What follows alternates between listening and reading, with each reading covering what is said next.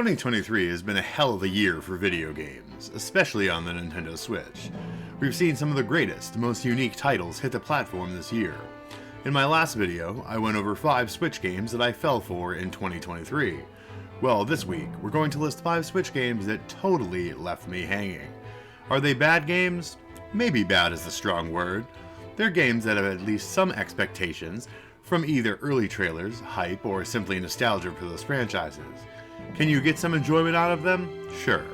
It will likely not be what you expected though. Either way, these games simply did not deliver on the promises they made us. Let's get into it. When Samba de Amigo was shown on the Nintendo Direct, I was ecstatic. I was immediately brought back to memories of shaking it with the maracas in my younger days with the original game. I was so excited to stream the game with my friends, I even bought a lovely sombrero and bandana with sugar skulls adorning it. We were going to have a blast. Did my community enjoy the stream?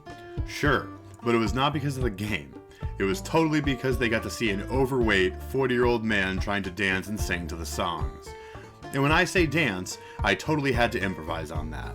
There was literally no move or function that could not simply be performed by hitting a button. No reason to whip your arms around. No reason to shake the Joy-Con like a maniac. Nope, you could literally just sit there. Though some of the songs could be quite challenging, I found no enjoyment in said challenge. Not only that, the game had DLC available almost immediately. Now, I am familiar with the business model for most rhythm games, but Party Central had a pretty anemic list compared to the other stellar titles like Theatrhythm Final Bar Line. Sure, I could add a K-pop pack for $12.99, but did I care enough to want to try Marocket to Mago? I did not. I almost felt guilty, honestly. My fake enjoyment of the title for the stream may have contributed to a few of my friends buying the game. I'm sure they were as disappointed as I was and put it down after 1 or 2 goes. And you know what I got for all my hard work on the stream? A copyright claim on my automated VOD on Twitch. Cause the music industry is evil, and Sega gonna Sega. With high quality titles like Final Bar Line and indie titles like Loud, there is no room for this title in the rhythm game pantheon. Alright, normally I script these things out, but we're going to react to this trailer for Everybody Want to Switch.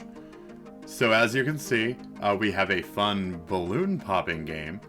I think the problem with this was that some of us thought that they might put more of the Wii Sports or like WarioWare type of stuff into the game. And as we can see, none of that happened. Most of these look like they're incredibly boring, small mini games.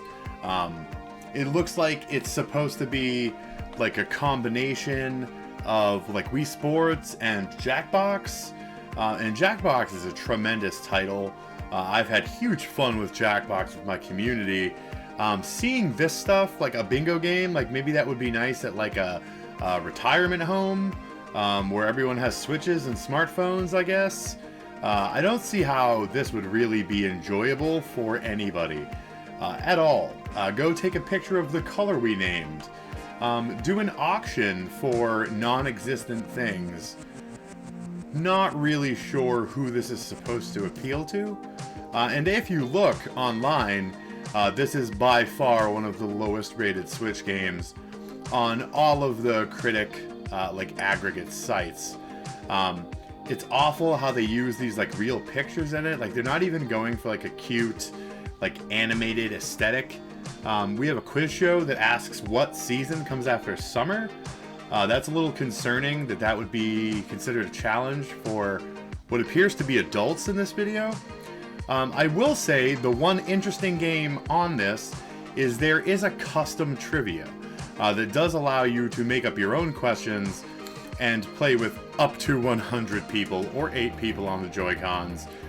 So I could definitely see enjoying that because you could make like a custom trivia for your favorite show or subject or anime or games.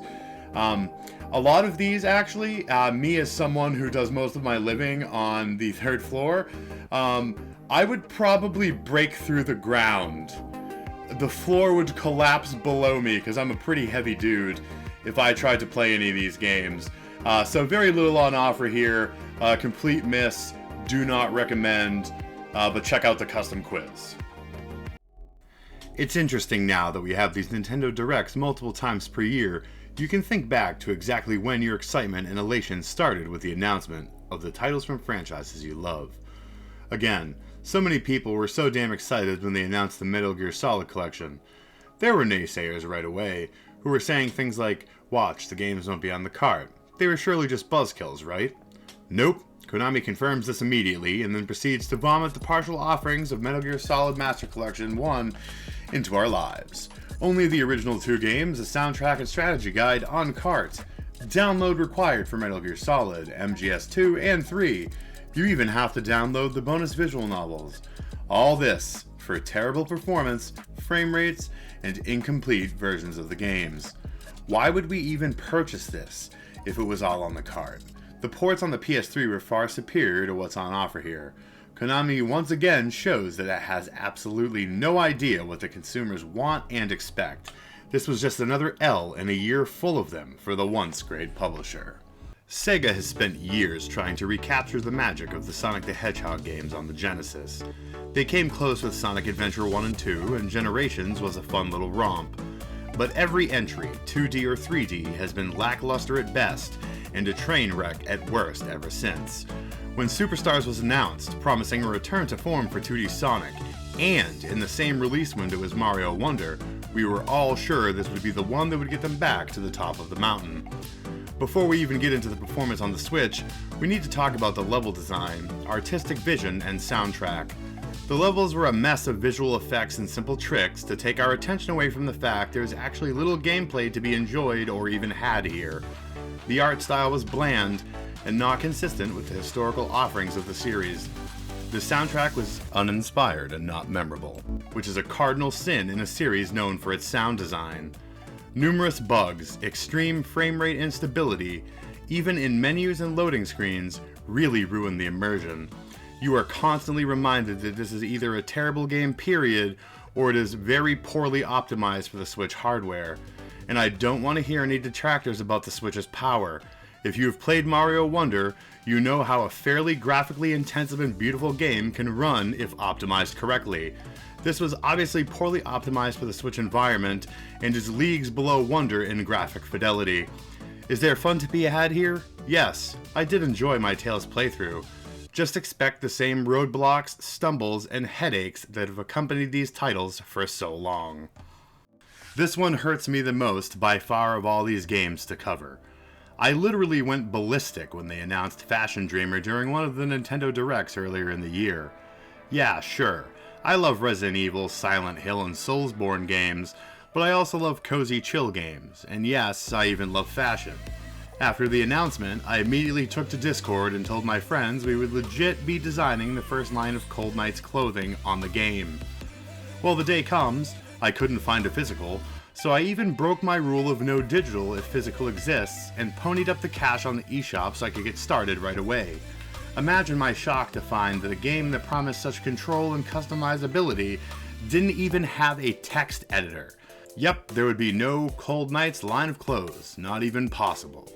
Then, there's the fact there is a very limited customization for characters period, but especially males. And there are hardly any male clothing options either, with the few on offer being rather bland. I persevered, and that first day I took so many pictures and still really enjoyed myself. I saw friends on Twitter making alt accounts for their designs. So many people made these accounts. Go look for them now. They're gone or inactive. There simply was no challenge to accumulating clothes. No real in-depth design options. I can remember a person in my Discord asking me and a few of the girls who were playing what exactly the gameplay loop was. Crickets. There wasn't an answer. There is no gameplay loop. You can literally get more enjoyment out of shovelware princess dress-up games on the eShop or wedding dress designer on the DS. I'm not sure I've ever been more let down by a game. It should have been named Fashion Schemer, cause it literally was a scam and misrepresentation targeting those of us who had been eagerly waiting for a truly immersive fashion game. Regardless of how or why I feel the way I do about these games, the beautiful thing about our hobby is we all have a different experience. Maybe Sonic Superstars was your game of the year. Maybe Fashion Dreamer was all you ever dreamed of. I know not everyone agreed with my love of Fire Emblem Engage. You should go out and enjoy the games you want to play. I appreciate you watching the video, but remember, I only offer gentle opinion and guidance. Feel free to let me know if you agree or disagree in the comments. If you like the discussions and coverage I'm providing, please give the video a like and consider subscribing. Thanks again for tuning in, and as always, stay creepy.